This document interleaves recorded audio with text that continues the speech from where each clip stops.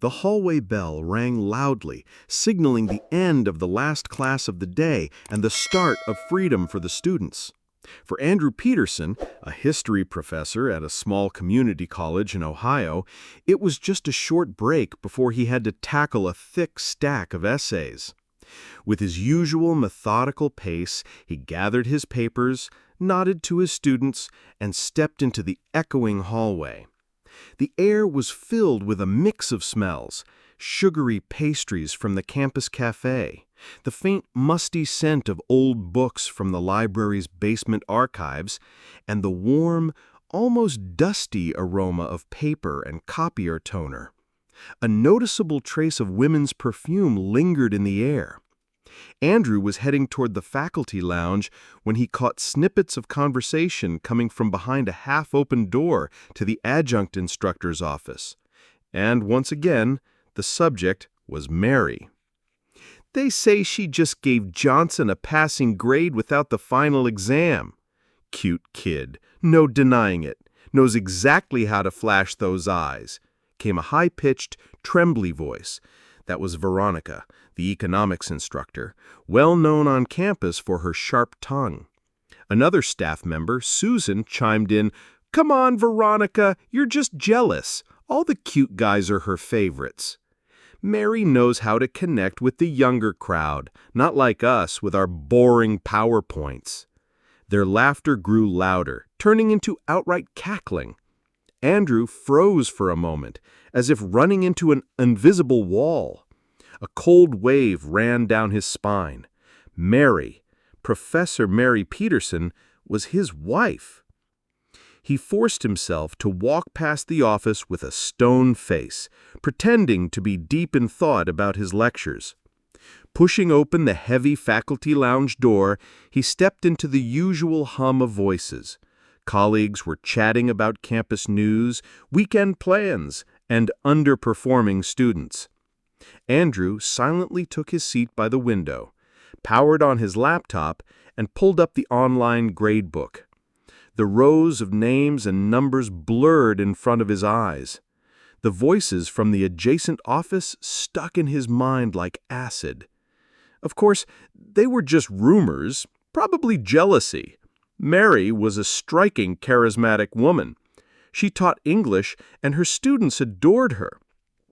She had a gift for turning grammar drills into engaging, fun lessons.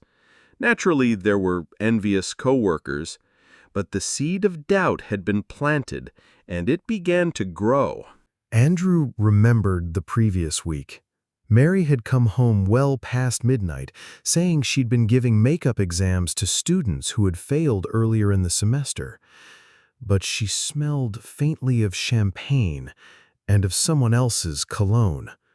She brushed it off, saying it was just a thank-you gesture from some grateful students, and then cheerfully chattered about a charming but clueless guy in her class. Andrew had only smiled wearily at the time, not giving it much thought. And that new, expensive phone she'd gotten a month ago? She'd claimed it was a bonus for participating in an academic conference, one he'd never even heard of. He didn't check. He trusted her. 20 years of marriage, 2 wonderful kids, Chris, 12, serious and thoughtful, and Olivia, 8, bright and lively. His family felt like a granite fortress, unshakable and capable of withstanding any storm. "Andrew, why the long face? Failed half your class again?" It was Victor Barnes, a physics professor and Andrew's oldest friend from their own college days, plopping heavily into the chair beside him. "Just tired," Andrew lied. "End of semester grind." Victor nodded knowingly. "I hear ya. Oh, by the way, saw your wife in the main hall earlier, floating around like a butterfly. Some junior was holding the door for her like she was royalty. She sure knows how to work 'em." He meant it as a harmless comment, but for Andrew, the words landed like the strike of a gong. That evening at home, Mary was pure charm. She greeted him at the door, served his favorite lasagna for dinner, and helped the kids with their homework. Later, when the children were in bed, she came up behind him, wrapped her arms around his shoulders, and murmured, "You seem tense tonight, hon. Rough day at work?" Her hands slid down his chest. She smelled of vanilla, and again that faint trace of something foreign. Andrew's entire body tensed. He wanted to ask her right then, about Johnson, about the champagne, about the phone. But what would he say? "Honey, the ladies in the faculty lounge are gossiping about you?" Pathetic. Instead, he forced out, "Just swamped with reports. End of semester." Mary kissed his cheek. "My poor, overworked man. Let me give you a massage. Take all that stress away." Her voice was soft, coaxing. On any other night, Andrew would have melted into her touch. Tonight, he felt only a deep, penetrating cold. He had to be sure. It was humiliating, disgusting, but necessary. If there was to be a reckoning, it had to be built on facts. History had taught him one thing: you act with a cold head. The plan took shape in Andrew's mind over a sleepless night. He lay in bed, listening to Mary's steady breathing beside him. Simple, ruthless, and effective, like the stroke of a surgeon's scalpel. On Thursday, Mary had 2 late afternoon classes, followed by extra help hours for struggling students. Perfect. By then, the hallways would be empty. Wednesday night, over dinner, Andrew said casually, "Tomorrow I'll be stuck in the archives after class, research for my next paper.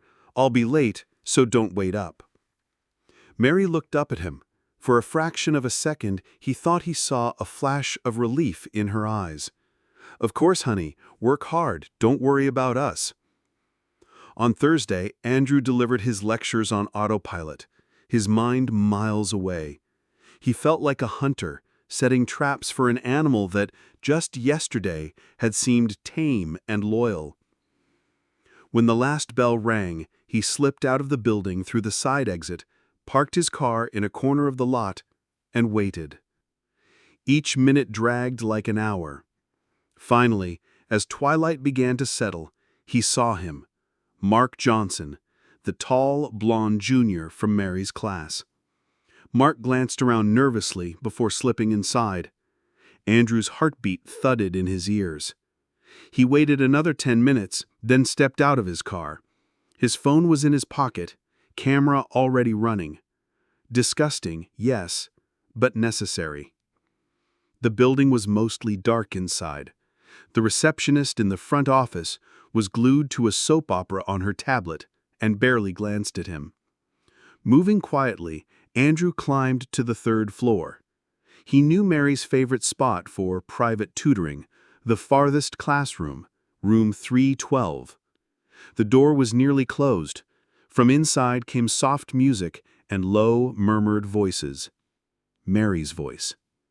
He checked his phone, confirmed the recording, then threw the door open without knocking. What he saw was tawdry and cliché, like something out of a bad movie. Mary sat on the edge of the teacher's desk, blouse unbuttoned, skirt hiked up. Kneeling in front of her was Mark Johnson. Their positions left no room for doubt. For a heartbeat, silence. Mary reacted first, her face twisting in shock. "Andrew, what are you? You're supposed to be in the archives," she stammered, fumbling to straighten her clothes. The student jumped back, his face pale as paper. Andrew didn't shout. He stood in the doorway, scanning the scene slowly. His phone kept recording. Cold, icy calm wrapped around him. Emotions would come later. For now, only facts. "Get dressed," he said evenly. "You have 3 minutes." He didn't look at Mary. His eyes stayed locked on the student. "Name?" "Johnson," the young man stuttered. "Class and section," Andrew said. Mark answered quickly. Mary rushed toward him. "Andrew, please, it's not what you think. He was just helping me with my computer." The lie was so pitiful, it was almost funny. "Mary, stop. Don't make this worse." He stepped inside, turned off the music, and blocked the student's path to the door. "Sit down," he ordered. Mark obeyed, sinking into the front row chair. Andrew finally looked at his wife. Disheveled blouse, the faint mark of someone else's lips on her neck. His fortress had fallen, leaving only smoking ruins, and him, standing among them with a phone in his hand and a plan for what came next. The next morning, Andrew walked straight into the dean's office without knocking. Dean Samuel Wright looked up from a pile of paperwork, surprised. "Andrew, is something urgent? I've got a meeting in 15 minutes. Andrew set his phone on the desk. "You might want to postpone that meeting. Watch this." He tapped play. The events from the night before unfolded on screen. Dean Wright's face went from puzzled to tense to crimson with anger. When the video ended, he leaned back heavily in his chair. "Good Lord, Mary was always considered one of our better instructors." "Highly regarded by the male student body," Andrew cut in coldly.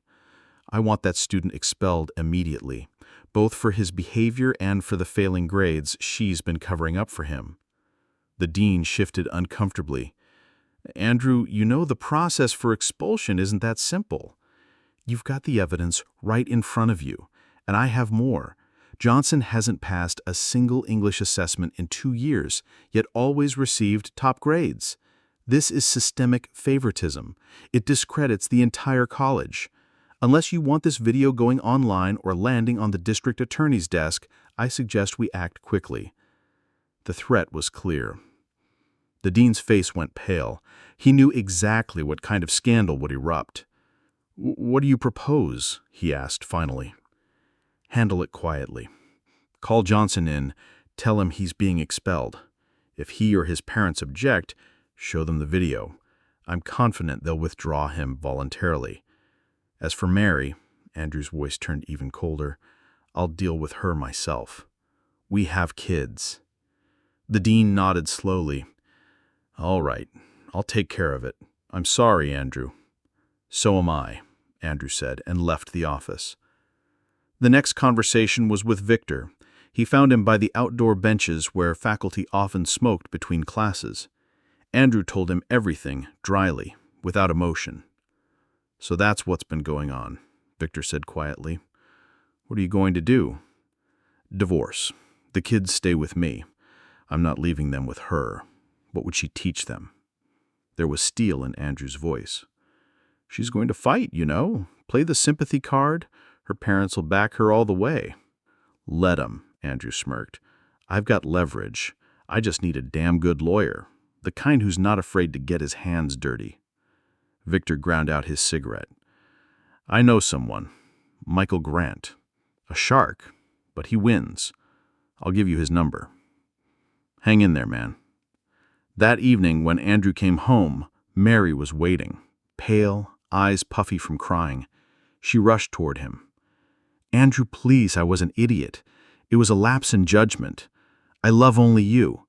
Let's just forget it." He stepped back from her. "Pack your things." "What?" She blinked. "Your things. You're leaving tonight.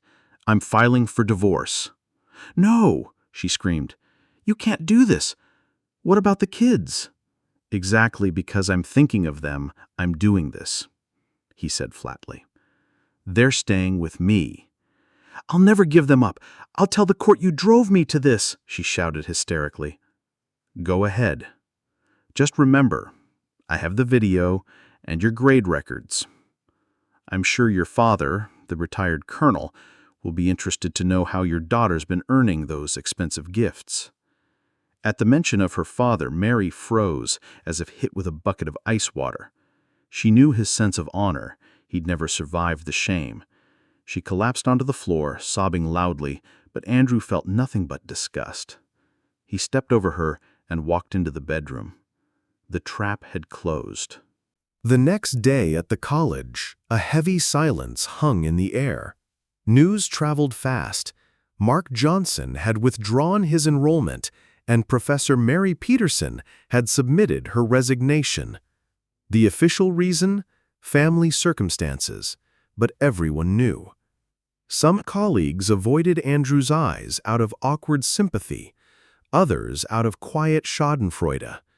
Andrew remained perfectly composed, calm, collected, unreadable. That icy control unsettled people more than any shouting match ever could.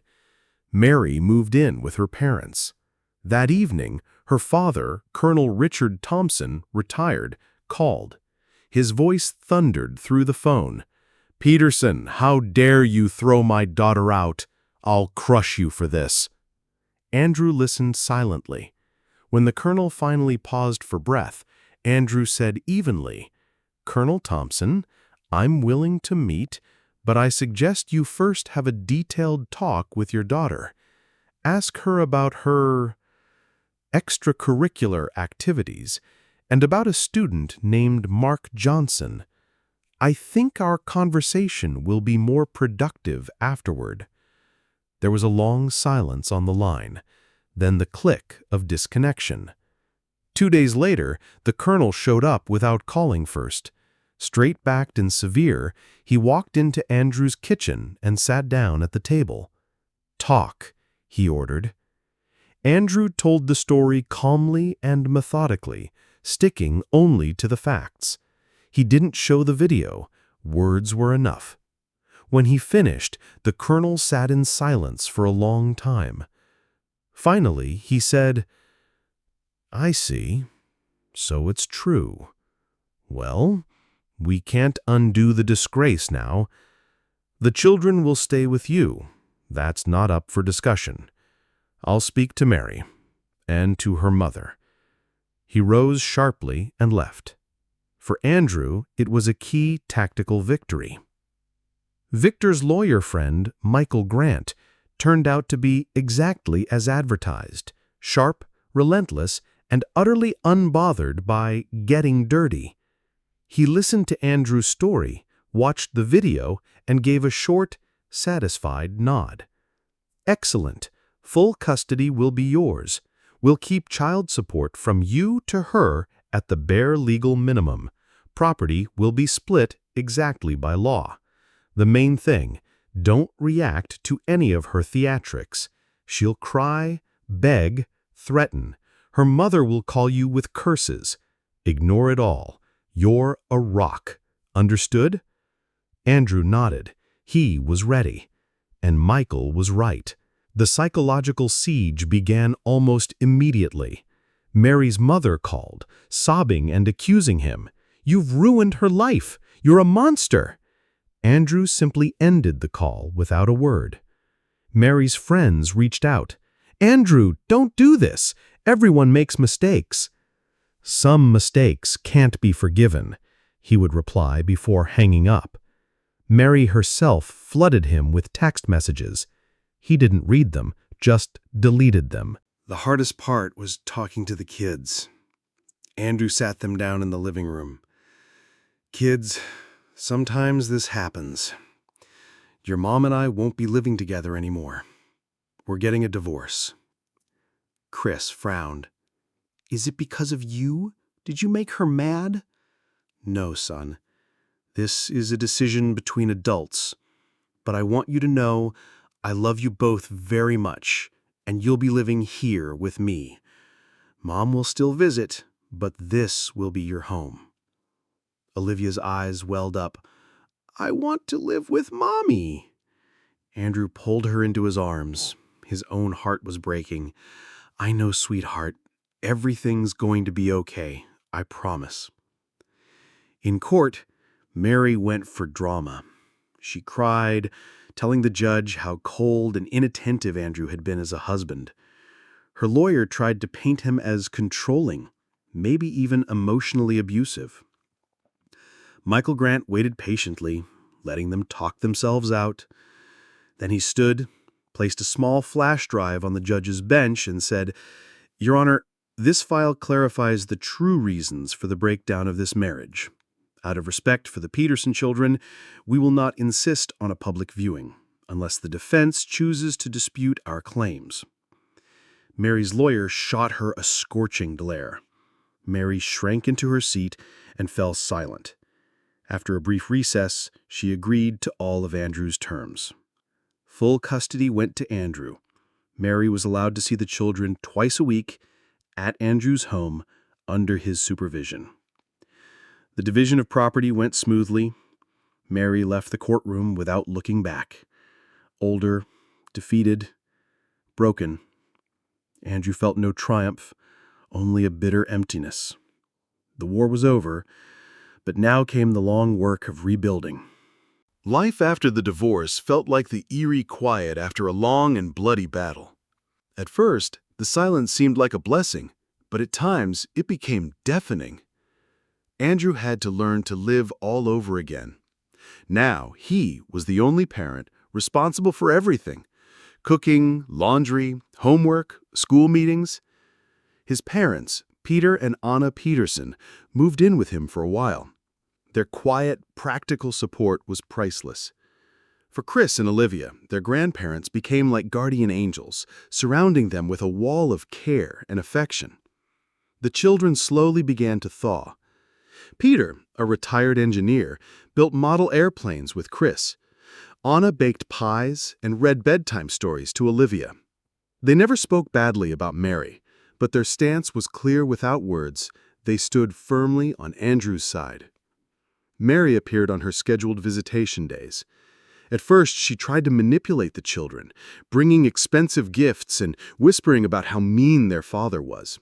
Andrew shut this down firmly. "One more attempt like that, Mary, and we will meet only in the presence of a court officer. Do not push me." She would cry, rage, but comply. The children, especially Chris, were initially drawn to her, but her nervous energy and constant complaints about life began to push them away. They saw a calm, confident father and a restless, bitter mother. The choice became clear. One day, Andrew took Olivia to a child psychologist. He was worried that she had become too withdrawn. The doctor, a warm woman in her 40s, spent time speaking with Olivia and then with Andrew. "The girl is under significant stress, which is natural," she said, "but she has a strong foundation, you and your parents. She feels safe. The most important thing right now is stability and love. And be honest with them. Children detect lies more sharply than adults." Meanwhile, Mary's career was falling apart. In a small town, reputations travel fast. No school wanted to hire her. She tried offering private tutoring, but rumors reached every potential client first. Her friends slowly drifted away. She ended up alone, dependent on her parents. They did not throw her out, but their silent disapproval weighed heavily. Andrew, on the other hand, felt his standing in the community grow. Colleagues saw how honorably he had handled the situation and how devoted he was to his children. He poured himself into work and family, signing Chris up for an archaeology club and Olivia for dance lessons she had long dreamed of. Their home filled with laughter again. Almost a year later, Andrew received a call from an unfamiliar number. "Professor Peterson? This is Andrew Peterson?" The voice hesitated. "Yes, speaking," Andrew replied cautiously. "I am Robert Johnson, Mark's father. I just wanted to apologize for my screw-up of a son. You did the right thing. He is in the army now. Maybe they will turn him into a man there. And thank you for not making a public scandal. You are a decent man." The line went dead. Andrew stared at the phone for a long moment. The call brought an unexpected sense of closure. Revenge, he realized, was not in destroying Mary's life. It was in rebuilding his own from the ruins. And he was succeeding. 2 years passed. The Peterson household was preparing for Christmas. Chris and his grandfather were trying to fix a string of lights. Olivia was cutting out paper snowflakes with her grandmother. Andrew stood at the window, watching snow fall. The scent of pine and oranges filled the air. The house radiated peace and warmth. In those 2 years, he had learned how to be happy again. He had defended his dissertation and earned the title of associate professor. His children brought him joy with their successes. He almost never thought about Mary anymore. Her visits with the children had become formal and brief. She had never managed to rebuild her own life. She was a shadow from the past, with no power over him. He had not sought a new relationship. His life was already full: family, work, friends. He had rebuilt his fortress, but this time its walls were not made of blind trust. They were built from experience, wisdom, and love for his children. He had won. Not over her, but over the circumstances. He had not lowered himself to petty revenge. He had simply cut her out of his life, as a surgeon removes a tumor, and then focused on healing. It was the most beautiful and the most merciless revenge. If you think about it, betrayal by someone close is always a blow to the gut. It knocks the ground out from under you. You can drown in self-pity, in hatred, in the desire to destroy the one who hurt you. Or you can grit your teeth, stand up, and start rebuilding. Not for revenge, but for yourself and for those who depend on you. True strength is not in destroying another person's life in return. It is in building your own life back, better, stronger, and happier than before. Sometimes the harshest punishment for a betrayer is to see that your life became better without them. That is revenge not served cold, but simply lived well.